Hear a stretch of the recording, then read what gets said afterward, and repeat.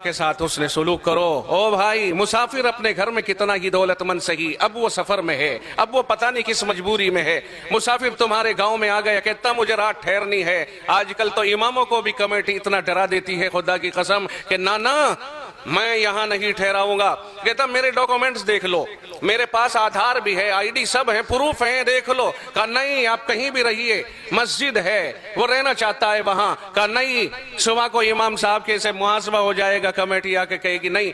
Board लगा दिए, यहां मुसाफिरों का ठहरना ममनू है। जो रब कहता है मुसाफिरों के साथ वाला सुलूक करो, हमारे यहाँ तो मस्जिदों के अंदर की बदसलूकियां होने लग गई, औरों से तो क्या लेंगे। और चू कुफ्र अज का बरखेजद कुजा मानद मुसलमानी, जब काबतुल्लाह में ही कुफ्र होने लगे, फिर इस्लाम कहां तलाश करोगे। जब मस्जिदों में जहां शांति की, अमन अमान की जगह है, वहीं मुसाफिर को कयाम की इजाजत न मिले और मुसलमानों के यहाँ कयाम की इजाजत न मिले, तो फिर ईमानदारी कहां और अमन कहां है। हम लोग इसको खूब जानते हैं। और जो लोग मुसाफिर बहालत सफर, खास तौर से मदरसों के चंदा करने वाले होते हैं, उनके सामने बड़ी मुश्किलात आती हैं।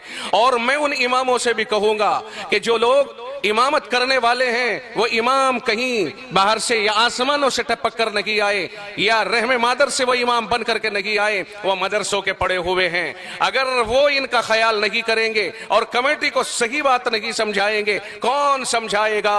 अइम्मा किराम, तुम तर्जमान हो मदरसों के, तुमने मदरसों में खाया है, तुम मदरसों में रह के पले हो, तुमने मदरसों से फायदा उठाया है। अगर तुम मदरसों के तर्जमान नहीं होगे तो कौन तर्जमान होगा। मदरसे वाले जाके कह दे मजबूर होकर के, साहब मेरा जरा तायद कर देना, बड़े मदरसे से आया हूं। ना ना इमाम इजाजत नहीं, कमेटी की तरफ से इजाजत नहीं। ओ मेरे भाई, क्या कर रहे हो। अगर इमाम कहता इजाजत नहीं, तो इसका मतलब यह हुआ कि तू ये साबित कर कहां से पढ़ के आया है, तेरे पास इल्म कहां से आया है, मुसल्ला तेरे पास कहां से आया है, तू इमाम कैसे बन गया। मैं कहता हूं 11 महीने मुक्तदियों का जहन बनाने की इमाम को कोशिश करनी चाहिए, और वो ये तय करे और कहे और लोगों को इतना, आने वाले मुसाफिरीन का इतना शौकीन बना दे कि इंतजार करें और ये कहें मुसाफिर आज कहां है, कहां है सफीर, कहां है मदरसों वाले।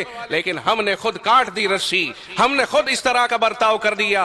बाज बाज रोता हुआ मस्जिद के गेट से निकलता है। खुदा की कसम, इसके ऊपर नजरसानी करनी चाहिए। इमामों से मैं कहता हूं दस्त बस्ता कि आप हजरात को नजरसानी करनी चाहिए अपने मौकिफ के ऊपर। अगर इमाम फिर भी अपने सख्त दिली का मुजाहरा करता है और उसकी समझ में नहीं आती है, फिर मैं खुल करके कहता हूं वो मस्जिद के मुसल्ले पर इमामत करने का हकदार नहीं है। ऐसे आदमी को वो मदरसों का दुश्मन या ऐसे लोगों का दुश्मन करार दिया जाना चाहिए। मैं बहुत खुल करके कहने का आदी हूं और ये बात मैं बहुत खुल करके कह रहा हूं। खुदा वंदाल खैर, मेरा मौजू इमामत के ऊपर नहीं था। मैंने कहा इब्नुस सबील, कुरान कहता है, मैं नहीं कहता, मेरा रब कहता है मुसाफिरों के साथ अच्छा सुलूक करो।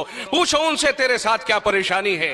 सारी दुनिया धोखेबाज नहीं, सारी दुनिया दहशतगर्द नहीं, सारी दुनिया बम फोड़ने वाली नहीं। कौन सी मस्जिद में हिंदुस्तान में किसने आकर के बम फोड़ दिया कि तुमने मुसाफिरों से खौफ खाना शुरू कर दिया। वो कौन सा सफीर है जिसने मस्जिद में गद्दारी कर दी हो आके। नहीं, किस मस्जिद के सब में आके सफीर ने कब मस्जिद का गल्ला उखाड़ा और फाड़ा है, वो कब वहां डकैती डालने के लिए आया है। फिर क्यों डर गए अहले कमेटी और क्यों डर गए इमाम इन मुसाफिरों से।